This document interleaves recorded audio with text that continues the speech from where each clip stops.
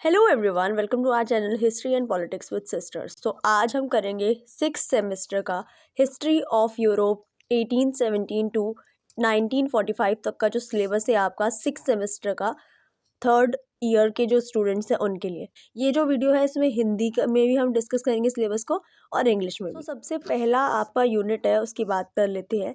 तो यूनिट आपका 1 है the European economy in the late 19th century. Late 19th century में यूरोपियन इकोनॉमी किस तरीके की थी। सेकेंड इंडस्ट्रियल रेवोल्यूशन को पढ़ेंगे, न्यू बिजनेस प्रैक्टिस किस तरीके से हो रहे थे, कंजप्शन पैटर्न किस तरीके का था, है ना। इसी के साथ हम डिस्कस करेंगे द डाउन टर्न ऑफ 1873 और ग्रोथ ऑफ फाइनेंस कैपिटल के बारे में भी हम पढ़ेंगे। ये आपका सेकेंड यूनिट यहीं पे ख़त्म हो जाता है। अगर इसी को हम हिंदी में देखें तो हिंदी में देखिए आपका यही है कि 19वीं शताब्दी के उत्तरार्ध में यूरोपीय अर्थव्यवस्था किस तरीके थी, मतलब इकोनॉमी उस टाइम पे कैसी थी। सेकंड जो था वही द्वितीय औद्योगिक क्रांति के बारे में पढ़ेंगे, जैसे आपने पहले पढ़ा होगा फर्स्ट इंडस्ट्रियल रेवोल्यूशन के बारे में। अब हम सेकंड इंडस्ट्रियल रेवोल्यूशन के बारे में पढ़ेंगे। नए व्यावसायिक तौर तरीके कैसे थे और उपभोग पैटर्न क्या था, जैसे पढ़ा ना कंजप्शन पैटर्न, तो उपभोग पैटर्न किस तरीके से था। और आर्थिक मंदी क्या रही 1873 की, साथ ही साथ वित्त पूंजी विकास किस तरीके से हुआ था उस टाइम पे। इस सारी चीज़ों के बाद, यानी कि आर्थिक मंदी जब हो गई थी तो उसके बाद वित्त विकास, पूंजी विकास किस तरीके से हुआ। ठीक है, यह आपका फर्स्ट यूनिट कंप्लीट है। उसके बाद सेकंड यूनिट की तरफ जब हम बढ़ते हैं तो सेकंड यूनिट में आपका आ जाता है टाइम पीरियड। यहाँ पे आपको दे रखा है 1870 से लेकर 1918 तक का। ठीक है, इसमें फर्स्ट आपको बताया गया, जैसे उसको भी सब पॉइंट्स में डिवाइड किया गया ना। तो पहला है आपका political development in the Russian empire. Russian empire के बारे में आप पढ़ोगे, जिसमें आपका आएगा रेवोल्यूशन ऑफ 1905 और उसके बाद फेब्रवरी और अक्टूबर रेवोल्यूशन जो था आपका 1917 में हुआ था। इसके बारे में आप पढ़ोगे, पूरा रशियन एम्पायर का जो रशियन रेवोल्यूशन था उसके बारे में आप पढ़ोगे। ठीक है, इसके बाद नेक्स्ट आपका आ जाता है the eastern question. Eastern question क्या था, बाल्कन नेशंस के बारे में आप पढ़ोगे, स्क्रैम्बल फॉर अफ्रीकन कॉलोनीज के बारे में पढ़ोगे।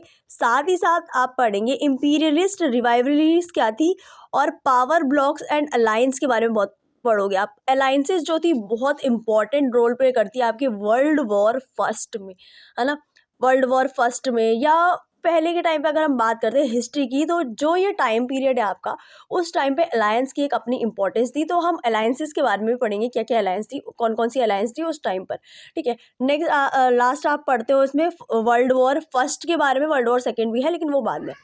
फर्स्ट वर्ल्ड वॉर के बारे में पढ़ोगे आप, जिसमें आपका सिर्फ वर्ल्ड वॉर क्या था यही नहीं समझना, बल्कि ये भी आपका आएगा वर्ल्ड वॉर के रीज़न क्या थे, है ना, क्यों वर्ल्ड वॉर हुआ, उसके कॉन्सिक्वेंसेस क्या क्या हुए, है ना, कौन कौन सी कंट्रीज़ ने सहयोग किया, कौन कौन सी ऑपोजिशन में थी, सारी चीज़ें आप इसमें डिस्कस करोगे। अगर इसी को हम हिंदी में पढ़ लेते हैं तो यही है कि सेकेंड यूनिट देखिए आपका सेकेंड यूनिट में है 1870 से लेकर 1818 के बीच यूरोपीय राजनीति किस तरीके की थी, है ना। यूरोपीय समाज में राजनीतिक विकास किस तरीके से हुआ। 1905 की क्रांति क्या थी, ये रशियन एम्पायर के बारे में, रूसी साम्राज्य के बारे में हम पढ़ेंगे। उसके बाद 1917 में फरवरी और अक्टूबर की क्रांति, ये जो फरवरी और अक्टूबर की क्रांति थी ना, वो 1917 में ही हुई। ठीक है, ये भी आप पढ़ोगे।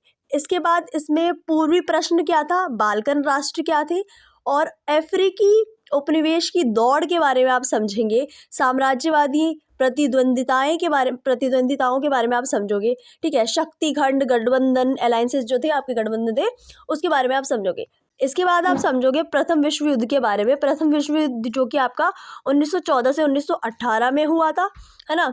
उसमें आपके ऑपोजिशन में कौन था, है ना, ये सारा हम डिस्कस करेंगे बाद में। ये जो युद्ध था ये कैसे हुआ, किसके द्वारा लड़ा था, इसके रीजंस क्या थे, है ना। 4 मेन रीजन माने जाते हैं, तो क्या वो 4 मेन रीजंस थे, है ना। तो ये सारी चीज़ें हम डिस्कस करेंगे। इसके बाद आपका नेक्स्ट यूनिट हम देख लेते हैं थर्ड यूनिट।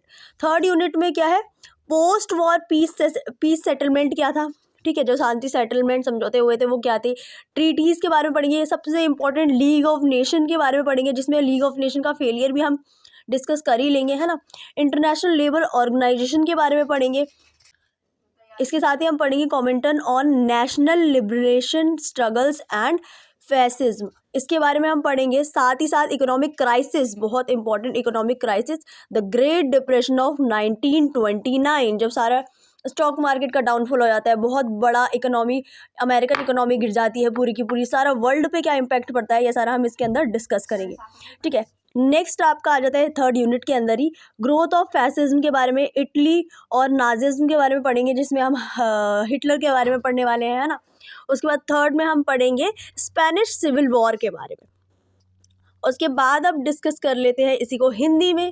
तो देखो, विश्व युद्धों के बीच का यूरोप जो किस तरीके से था वो हम पढ़ेंगे इसमें। साथ ही साथ आपका युद्धोत्तर शांति समझौते क्या थे, संधियाँ क्या थी, राष्ट्रीय संघ, है ना, राष्ट्रीय संघ क्या था, अंतर्राष्ट्रीय श्रम संगठन क्या था, राष्ट्रीय मुक्ति संघर्षों के बारे में पढ़ेंगे, फांसीवाद के बारे में पढ़ेंगे, है ना। आर्थिक संकट एक महान मंदी मानी जाती है 1929 का जो था, है ना, इसको हम पढ़ेंगे। इसके क्या रीजंस रहे, किस तरीके से स्टॉक मार्केट इतना बुरी तरीके से गिर जाता है, कि किस तरीके से पहले जो था अमेरिकन इकोनॉमी बहुत ऊंचाइयां छू रही थी और अचानक से क्या क्राइसिस आ जाता है, ये सारी चीज़ें हम इसमें डिस्कस करेंगे, है ना। उसके बाद सेकंड है आपका फांसीवाद का उदय, ये हम पढ़ेंगे। नाजीवाद पढ़ेंगे, इसमें हिटलर आपका मेन कैरेक्टर है, हिटलर के बारे में पढ़ेंगे। स्पेनिश गृह युद्धों के बारे में पढ़ेंगे। ठीक है, ये थर्ड यूनिट यहाँ तक आपकी कंप्लीट है। इसके बाद आइए फोर्थ यूनिट पे हम क्या करेंगे। फोर्थ यूनिट जो आपकी है world war second, world war first हो गया, वर्ल्ड वॉर के बीच में क्या चल रहा था, सारी चीज़ें हमने पढ़ ली। वर्ल्ड वॉर के बाद लीग ऑफ नेशन का गठन होता है, ये सारा हम पढ़ेंगे, किस तरीके से लीग ऑफ नेशन विफल रहती है। और उसके बाद आपका सेकेंड वर्ल्ड वॉर जो है वो आ जाता है, क्या कॉजेस थे, क्या कारण थे जिस वजह से वर्ल्ड वॉर हुई, है ना। साथ ही हम पढ़ेंगे हाउ सिविलियंस रिएक्टेड, है ना, repercussion of world war second, UNO के बारे में पढ़ेंगे, ओरिजिन ऑफ कोल्ड वॉर के बारे में पढ़ेंगे, और उसके बाद आपका सिलेबस ये खत्म हो जाता है। हिंदी में इसको समझ लेते हैं। सेकेंड वर्ल्ड वॉर के बारे में आप पढ़ोगे, सेकेंड वर्ल्ड वॉर के रीजंस क्या थे, नागरिक प्रतिरोध और मित्र राज्यों की विजय के बारे में आप पढ़ोगे। इसी के साथ साथ हम ये भी समझेंगे कि द्वितीय विश्व युद्ध के क्या प्रभाव रहे, है ना, उसके बाद क्या क्या हुआ, जैसे कि आपका यूएनए का गठन हो गया था, है ना। साथ में हम पढ़ेंगे कि शीत युद्ध जो कोल्ड वॉर है उसका ओरिजिन कैसे हुआ, ठीक है, उसकी उत्पत्ति कैसे हुई। तो इसके बाद आपका सिलेबस खत्म हो जाता है हिंदी में भी। तो उम्मीद करती हूँ आपको ये वीडियो अच्छी लगी होगी। अगर वीडियो पसंद आए तो इसे लाइक करना, अपने फ्रेंड्स के साथ शेयर करना, और इसी तरीके की वीडियो और भी आएगी आपके सिलेबस से रिलेटेड भी, चैप्टर से रिलेटेड भी। तो चैनल को सब्सक्राइब करना मत भूलना। Thanks for watching.